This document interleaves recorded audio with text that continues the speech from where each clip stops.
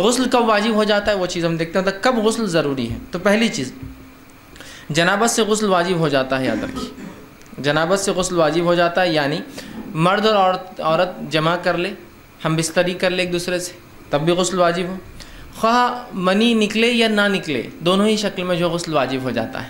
ٹھیک، اس لیے کہ جو صحیح مسلم کی روایت میں نے ابھی آپ کے سامنے رکھی تھی کہ آپ وسلم کیا فرماتے ہیں، جب مرد کی شرمگاہ عورت کی شرمگاہ سے تجاوز کر جائے تو اس پر غسل واجب ہو جاتا ہے. تو یہاں یہ نہیں کہا کہ جب وہ منی خارج ہوا تو غسل واجب ہو جاتا ہے، صرف لگ جانے سے. دوسری ایک روایت کے الفاظ ہے جب مرد کی ختنہ عورت کی ختنہ سے لگ جائے، ٹھیک ہے، تو پھر اس پر غسل واجب ہو جاتا ہے.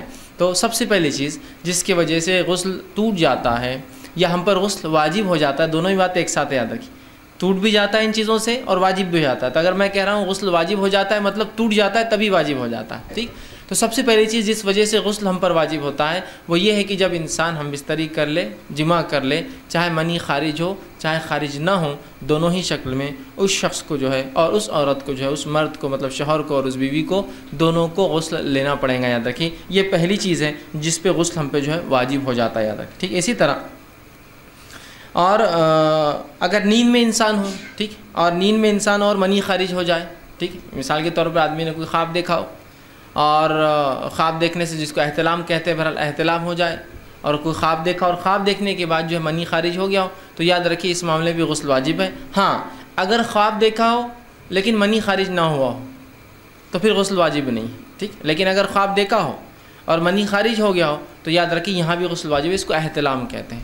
تو ایک جنابت جس وجہ سے غسل واجب ہو جاتا ہے، جنابت کے اندر چاہے منی خارج ہو یا نہ ہو دونوں ہی شکلوں میں ہو جاتا ہے. ٹھیک ہے، یا مکمل عمل ہو نہ ہو، صرف داخل کیا کسی وجہ سے اس کو دور ہٹ جانا پڑا اپنی بیوی سے، ایسے مسائل ہو سکتے ہیں ان لوگوں کے ساتھ جن کو چھوٹے بچے ہیں. ٹھیک، کہ انسان جو اپنی بیوی کے ساتھ جو ہے ارادہ کیا ہو، داخل ہوا ہو، بچہ اٹھ گیا، فلاں ہو گیا، یہ ہو گیا، تو انسان دور ہٹ جاتا ہے.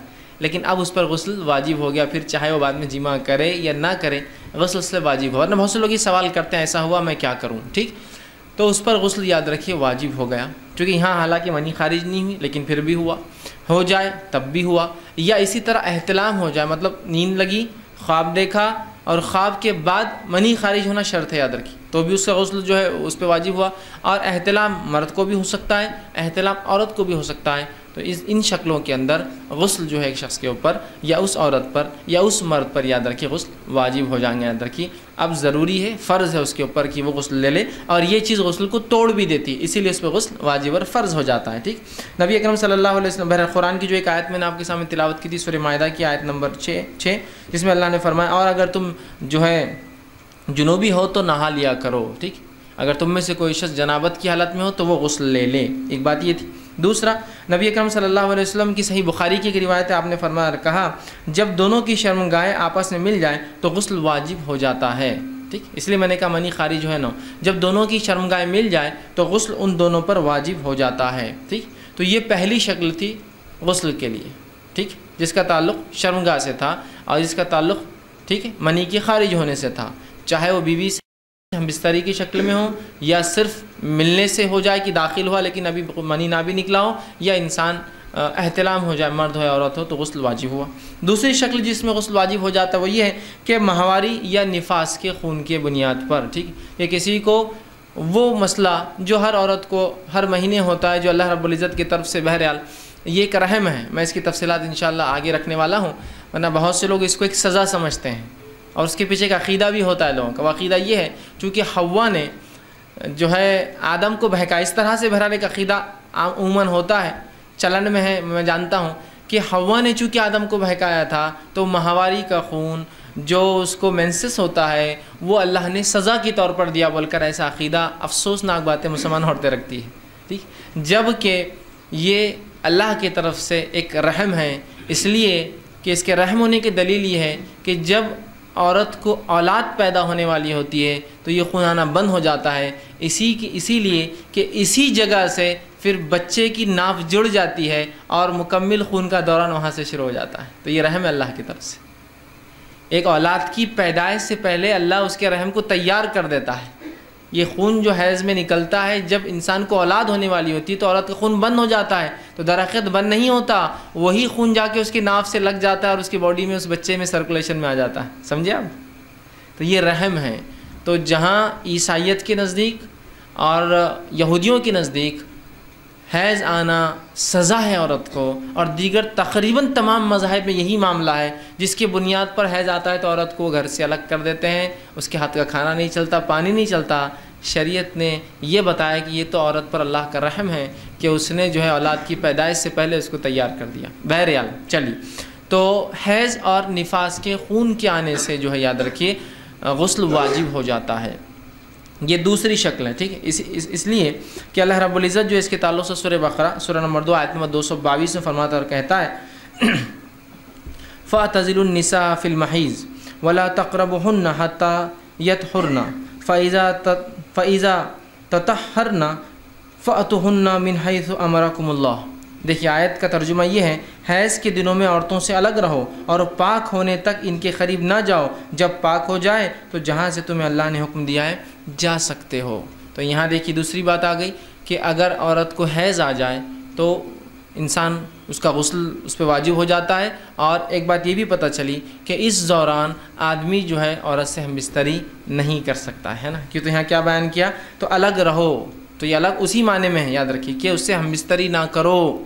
اس معنی میں نہیں ہے کہ ان کو گھروں سے نکال دو یا خود گھر سے نکل جاؤ، یقیناً اس معنی میں نہیں. یا ان کو الگ کمروں میں کر دو اور خود الگ کمروں میں، اس معنی میں نہیں ہے. اس لیے کہ نبی اکرم صلی اللہ علیہ وسلم کی زندگی سے ہم کو دیکھنا پڑے گا کہ اس آیت پہ آپ نے کیسا عمل کیا. اپنی عقلیں نہیں، چونکہ ظاہر تو ایسی دکھ رہا ہے کہ ان کو الگ رہو، ہے نا، تو ہم سمجھے الگ سے یہاں مراد نبی اکرم صلی اللہ علیہ وسلم کے تعلق سے ماں عائشہ فرماتی ہے کہ نبی اکرم صلی اللہ علیہ وسلم میرے مانڈی پر لیٹتے اور تلاوت قرآن کرتے جبکہ میں حیض کی حالت سے ہوتی. تو الگ کرنے سے مراد کیا ہے؟ ہم بستری مت کرو، بس یہ معنی ہے. الگ کر دو سے مراد الگ گھر الگ کمرہ نہیں ہے، ہوتا تو آپ کیوں پڑھتے. اسی طرح وہ کہتی ہے کہ میں حیض کی حالت سے ہوتی اور نبی اکرم صلی اللہ علیہ وسلم مجھ سے ایک بار کہا کہ مسجد جا کر چٹائی لا بچھانے کی جو ہوتی. تو میں نے کہا اللہ کے رسول میں تو حائضہ ہوں. تو کہا کیا حیض تیرے ہاتھ میں آتا ہے؟ اگر ناپاک نہیں ہے تم جا کے لا سکتے ہو، تمہارا ہاتھ ناپاک نہیں ہے، اس کی وجہ سے تم نماز ادا نہیں کر سکتی ہو، لیکن اس کا ہرگز مطلب نہیں کہ تم نجس ہو چکے ہو. اس لیے کہ مومن نجس نہیں ہوتا، یاد رکھیں. ہاں مشرک جو ہے ظاہری اعتبار سے نہیں لیکن اس کے عقیدے کے اعتبار سے نجس ہے. مشرک بھی ظاہری نجس نہیں ہوتا، یاد رکھیے کہ آپ اگر انما المشرکون نجس قرآن نے کہا کہ مشرک نجس ناپاک پلید ہے تو اس کا مطلب وہ ظاہری نہیں ہے، ظاہری غلاظت نہیں ہے، اس کا مطلب یہ اس کے عقیدے کی وجہ سے وہ نجس ہے. تو مومن اپنے عقیدے کی وجہ سے کبھی ناپاک نہیں ہوتا، نجس نہیں ہوتا، یاد رکھیے. ٹھیک ہے، تو کہا کیا حیض تیرے ہاتھ میں آتا ہے؟ مطلب میں تو ہاتھ کی بات کرنا، ہاتھ تو پاک ہے تیرے، وہ اٹھا کے لانے میں کیا حرج ہے. ٹھیک ہے، تو یہ روایتیں اس کی دلیل ہے، یاد رکھیے. اسی طرح ماں عائشہ رضی اللہ عنہ فرماتی ہیں کہ آپ صلی اللہ علیہ وسلم کی میں کنگھی کرتی، سر میں تیل لگاتی، آپ کا سر دھوتی جب کہ میں حیض کی حالت سے ہوتی. تو الگ کر دو میں مراد کمرہ الگ گھر الگ نہیں، صرف ہم بستری نہیں کرنا. اس لیے کہ اس حالت میں آپ کا سر دھو رہی ہے، وہ آپ کے سر میں تیل لگا رہی ہے، سر کی مالش کری.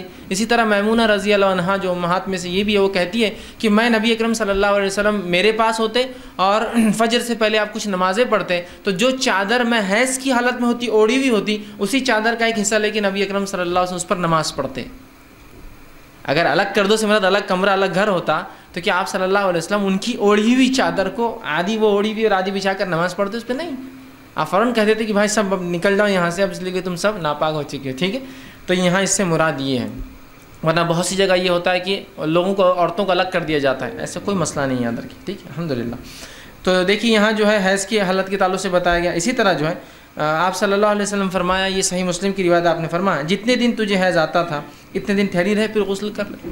ایک صحابیہ نے ان سے سوال کیا نماز کے تعلق سے حیض کا، تو کہا جتنے دن حیض آتا ہے ٹھہری رہے اور اس کے بعد نماز پڑھ لے. تو حیض وہ خون ہے جو ایک عورت کو آتا ہے بنا کسی زخم کے، جو اس کے رحم سے نکلتا ہے، جو مخصوص ایام میں مہینے کے آگے پیچھے ہو سکتا ہے کچھ، لیکن مخصوص ایام جو اسے پتہ ہوتے ہیں اس میں نکلتا ہے، اور اس کا مخصوص ایک رنگ ہوتا ہے جس سے پہچان سکتی ہے کہ یہ حیض کا، اور اس سے علاوہ جو نکلتا ہے اس کو شناخت ہوتی ہے حیض کا نہیں ہے.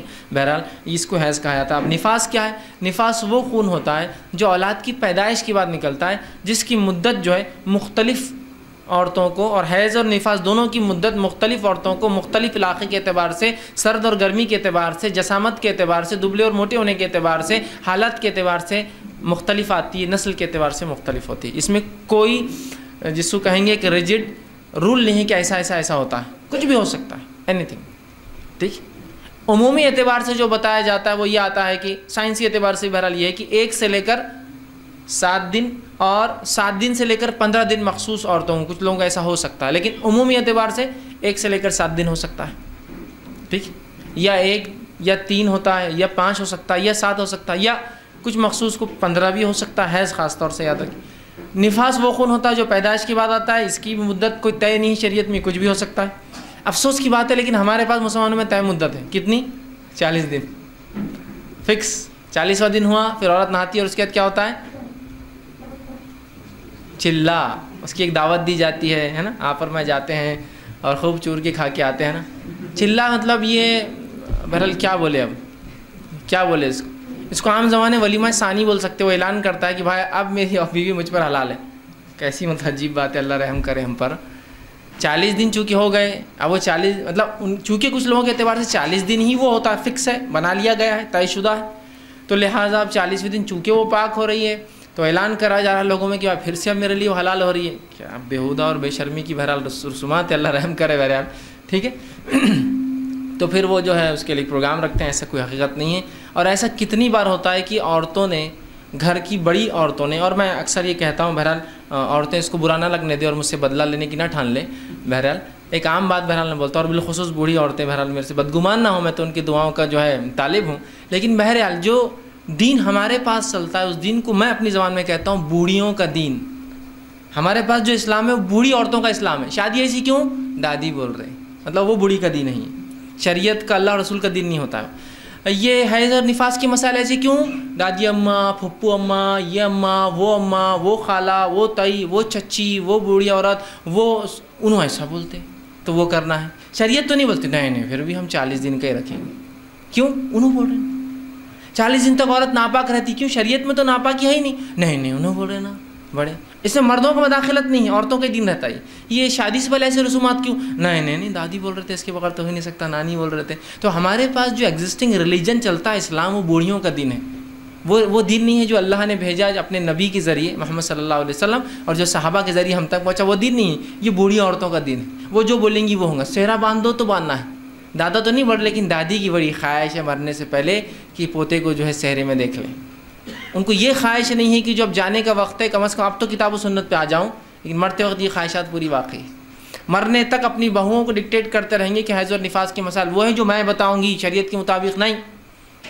ہمارے خاندان میں 7 دن عورت حائضہ رہتی ہے تو 7 دن رہو، آتا ہے نہیں آتا رہو، بس سمجھ رہے آپ بات کو؟ بوڑھیوں کا دین، ٹھیک۔ تو بہرحال میں عورتوں کے خلاف بھی نہیں ہوں، بالخصوص بوڑھی عورتوں کے نہیں، لیکن میں یہ کہنا چاہتا ہوں کہ عورتیں اگر علم نہ ہو تو خواہ دین میں تبدیل لانے کی کوشش نہ کرے، اور یہ جسارت بہت بڑی چیز ہوں گی آخرت کے اعتبار سے، یاد رکھیے کتاب و سنت کے مطابق۔ اور افسوس ہمارے پاس جو طہارت کے مسائل اکثر چلتے ہیں، وہ طہارت کے مسائل کتاب و سنت کے مطابق میں کہہ رہا ہوں نہیں ہیں، وہ اکثر طہارت کے مسائل یا تو یہودی روایتوں کی بنیاد، اتنے پہ بھی کنفیوژن، میں نے فلاں کیا میرا غسل باقی ہے نہیں ہے، میں نے یہ کھا لیا میرا غسل باقی ہے نہیں ہے، میں نے وہ دیکھ لیا میرا غسل رہا ہے نہیں رہا، میں نے اتنا واضح ہے، اس کے بعد بھی شکوک اور شبہات اپنی عبادت میں نہیں ہونا چاہیے نا، ٹھیک۔ تو کتنا آسان ہے، دیکھیے ایک ہی چیز میں سمجھ رہا ہوں جو ظاہر ہے، ایک چیز عورتوں کے لیے خاص، ایک چیز مرد عورت دونوں کے لیے، اور 2 چیزیں ایک اسلام قبول کرنے والے کے لیے تو میرے لیے نہیں، کوئی نو مسلم ہو تو اس کو آپ کروا سکتے، آپ کے سامنے قبول کریں،